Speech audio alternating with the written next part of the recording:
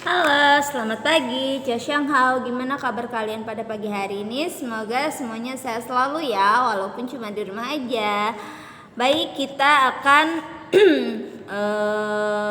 melanjutkan pembelajaran kita, yaitu buka halaman 68 ya. Buka LKS-nya pada halaman 68, 69 dan 70 ya. Nanti kita akan membahas. Mohon maaf sebelumnya kenapa Losa duduk, karena Losa nggak ada insiden, jadi Losa nggak bisa berdiri terlalu lama ya, jadi nggak bisa ngurang papan tulis. Jadi Losa duduk aja ya sambil Losa menjelaskan ya pembelajaran kita, yaitu tentang pola lantai. Nah, pengulangan lagi ya sebenarnya ya. Jadi ada beberapa pelajaran yang diulang. Sebelumnya kita sudah pernah belajar pola lantai ya. Jadi kalian bisa buka halaman 68. Kita sama-sama buka halaman 68 ya. Dan kita akan pelajari tentang pola lantai. Ya, kita sudah pernah belajar sebelumnya ya tentang pembelajaran pola lantai. Ini sudah pembelajaran dari kelas 3 ya. 3, 4 itu sudah berulang-ulang kali, dan kemarin kita juga sudah belajar tentang pola lantai. Jadi sedikit Losa mengulang dan Losa jelaskan lagi ya. Mungkin kalian juga sudah mengerti ya. Ingat apa itu pola lantai ya? Masih ingat, pola lantai adalah garis imajiner yang dilalui oleh penari saat melakukan gerak tari ya, atau juga garis-garis di lantai yang dilalui oleh penari ya. Itu juga salah satu pengertian dari pola lantai, yang mana pola lantai merupakan garis imajiner yang dibuat oleh formasi penari kelompok ya. Kebanyakan untuk jenis tari supaya pola lantai terbentuk itu pasti menggunakan jenis tari kelompok, yang mana menggunakan jumlah penari yang lebih dari 2 orang ya. Kalau 1 orang itu tidak terlihat untuk pola lantainya ya. Kalau 2 orang masih terlihat, tapi tidak seindah dengan tari kelompok. Apalagi tari kelompok menggunakan penari yang cukup banyak, misalnya 5-10 orang. Semakin banyak penari, pola lantai yang digunakan juga semakin indah. Masih ingat ya? Secara umum pola lantai berupa garis lurus dan garis lengkung. Masih ingat terbagi ya pola lantai, yaitu garis lurus, garis lengkung. Masih ingat bagian-bagian pola lantai garis lurus ya? Masih ingat? Kalau sudah dikembangkan, pola lantai garis lurus itu bisa berupa horizontal, diagonal, garis lurus, zigzag, segitiga, vertikal, segi 4, segi 5 ya bentuknya ya. Nah, sedangkan untuk perkembangan pola garis lengkung, masih ingat melengkung-melengkung kayak lingkaran, angka 8, garis lengkung ke depan, ke belakang, huruf S, angka 8, spiral. Nah, itu salah satu contoh bagian dari perkembangan garis lurus, garis lengkung, pola lantai garis lengkung, ya. Nah, perhatikan gambar-gambar berikut. Lihat nih, penari bergerak melalui garis lurus ke depan. Nah, ini kan, ini penonton. Seandainya ini penonton di sini, ini penari, ini menggunakan tari tunggal ya. Nah, penari bergerak melalui garis lurus ke depan. Ini garis lurus ke depan. Terus dia merubah lagi posisi menjadi diagonal. Nah, dia berputar ke sini, jalan sampai ke sini ya. Sampai ke sini arahnya. Jadi ini penari bisa mundur, ini berputar sedikit aja sini, jadi ke sini, ini arahnya sini. Jadi hasilnya kayak gini. Nah, ini arah pandangnya. Jadi diagonal. Terus lagi dia memutar lagi sampai ke sini. Nah, maka berbentuklah horizontal ya. Horizontal menyamping ke arah kiri ya.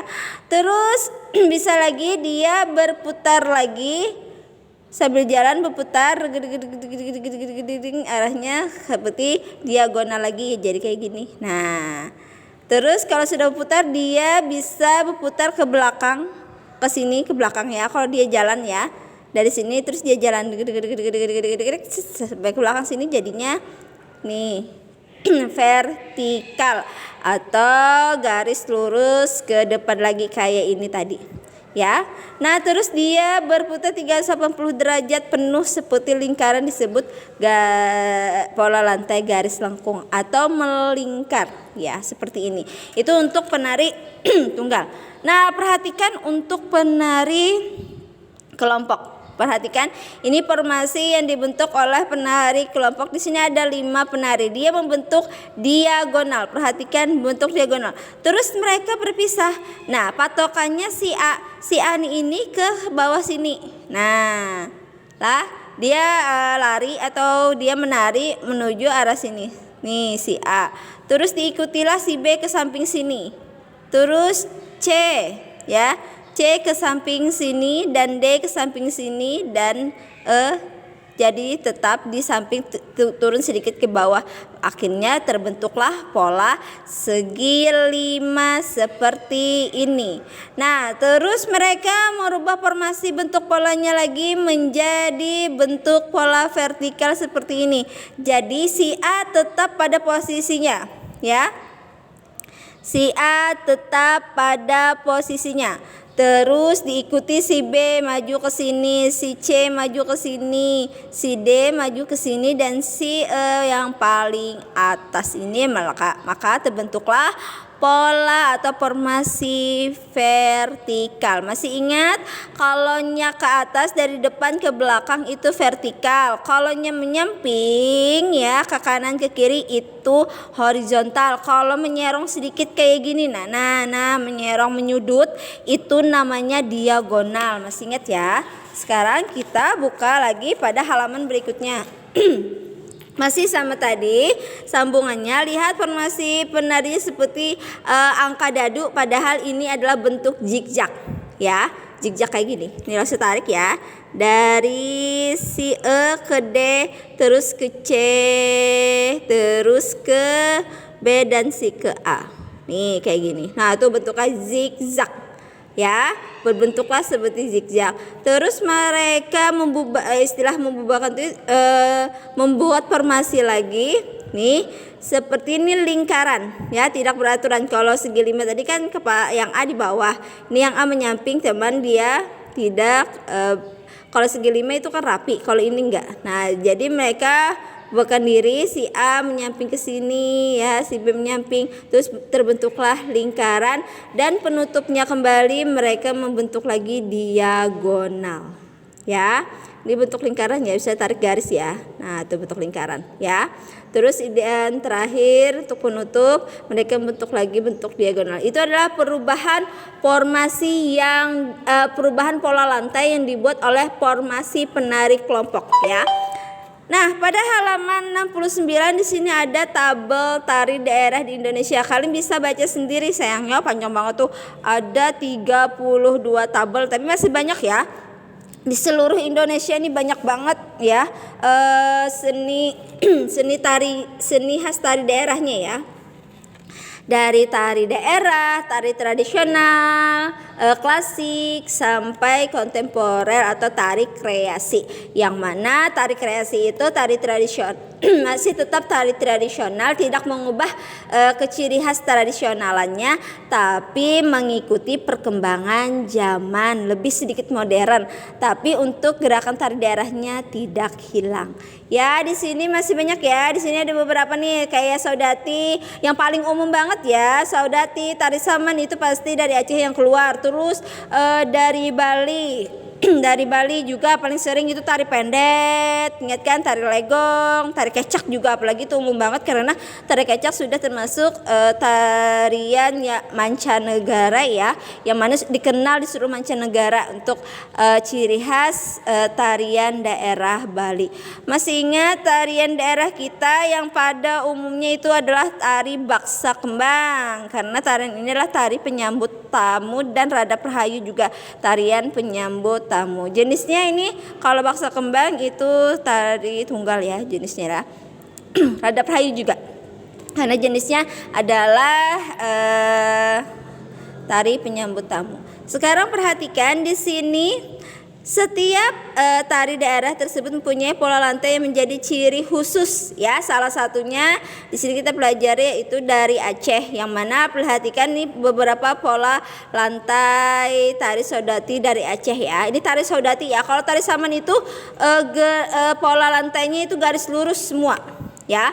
Kalau tari Saman itu menggunakan pola lantai garis lurus karena dia duduk ya. Jadi sering menggunakan pola lantai horizontal. Ya, kalau untuk tari Saman. Sekarang untuk tari Saudati ini ada beberapa ya. Ini pola lantai langkah lurus atau juga vertikal. Ini segi 4. Ini pola langkah bentuk U ya. Bentuk U. Tapi kalau agak sedikit melengkung ya, itu juga seperti huruf U atau melengkung arah depan. Ya, terus pola langkah zigzag bisa bentuk seperti ini. Ini seperti aliran listrik ya, atau petir kayak gini, atau yang kayak gini tadi itu bisa. Nih bentuknya zigzag ya. Itu juga bisa. Ya, ini bentuk langkah bentuk S atau angka 5 ya. Bisa juga ini ya. Bukan segi 5 tapi angka 5 ya. Bisa bentuk angka 5 atau bentuk langkah bentuk S. Nih pola segitiga dan pola segi 4. Nah, dalam penyajian tari tadi lebih lengkap dengan diiringi ya, dengan iringan. Maksudnya diiringi dengan iringan itu ya salah satunya itu alat musik. Tapi dalam iringan tari itu salah satu unsur pertunjukan tari yang mana iringan itu ada 2 ya. Ada iringan tari yang berasal dari dalam tubuh dan ada juga yang berasal dari alat musik atau benda yang dimainkan ya. Jadi iringan itu ada 2 jenis, yaitu bisa dari untuk tari Aceh ya, itu bisa dari dalam tubuh kita atau juga menggunakan alat musik. Contoh dari dalam tubuh kita yaitu bagian misalnya seperti tepukan tangan, hentakan kaki, atau suara-suara dari mulut yang berupa siulan atau juga nyanyian. Yang pasti nyanyiannya itu berupa lagu daerah khas Aceh ya, seperti lagu Bunggong Jumpo, Bunggong Jumpo, Bunggong Jumpo, Anune Aceh gitu. Terus saya lupa liriknya, pokoknya kayak gitulah ya. Terus iringan tari yang menggunakan alat musik, ada yang berupa alat musik tradisional, ada juga yang berupa alat musik modern. Yang tradisional itu kalau Aceh itu kayak alat rebana, gambus, jenis-jenisnya ya. Karena Aceh itu kebanyakan berpatokan karena Aceh itu Serambi Mekah ya, atau juga Serambi Mekah atau Nangro Aceh Darussalam, yang itu lebih ke Islami. Jadi tradisionalnya lebih banyak menggunakan alat-alat seperti rebana ya untuk alat musik tradisional Aceh ya. Nah, pada pola lantai karya tari adanya berbagai macam bentuk tarian, bentuk pola lantainya pun berbeda-beda. Nah, selain bentuknya yang berbeda, terdapat pula pola lantai mempunyai maksud dan ada juga yang tidak memiliki makna.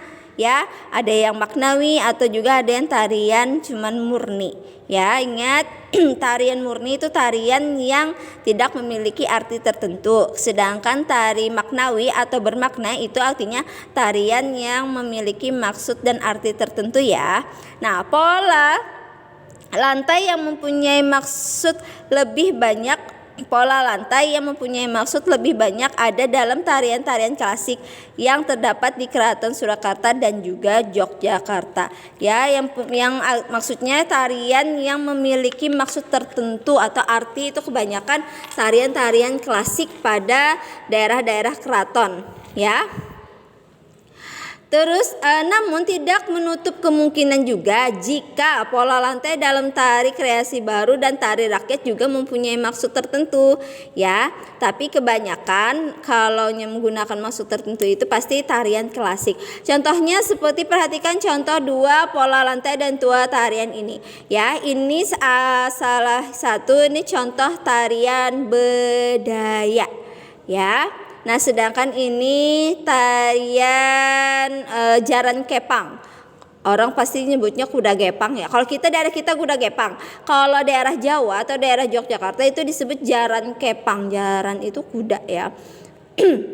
Nah, kalau bedanya, kalau di Jawa, kalau kita kuda gepang itu kita selipkan di bagian ketiak ya, dijepit di bagian ketiak kayak gitu untuk memegang kudanya. Sedangkan kalau jaran kepang daerah Yogyakarta atau daerah Jawa itu ditunggangi ya, ditunggangi kuda-kudaannya ya. Itu yang membedakan daerah kita sama daerah Jawa. Nah, perhatikan dua contoh tarian tersebut.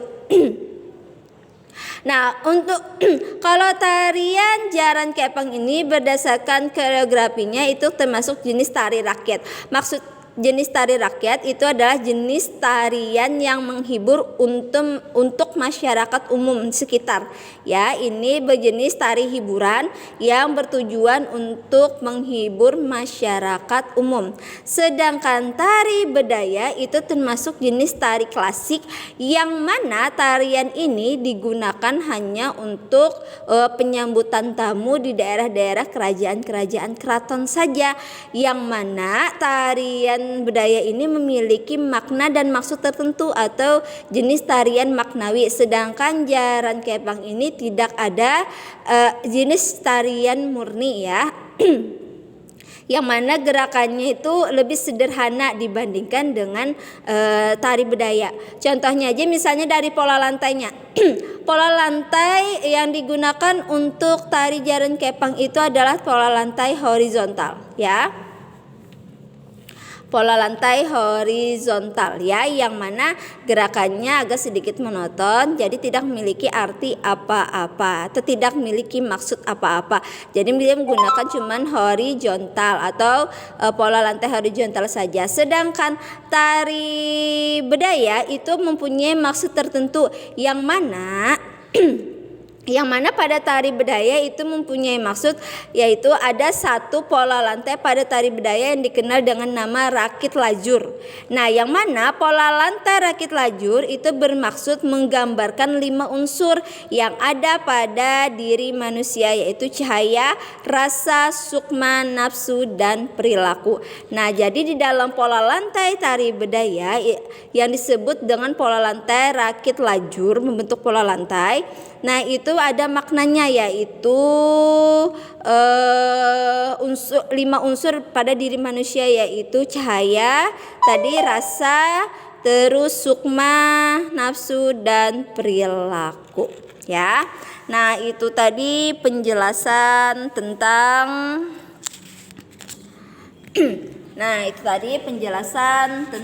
pola lantai dan jenis tarian yang ada di sekitar kita atau yang ada di wilayah Indonesia ya.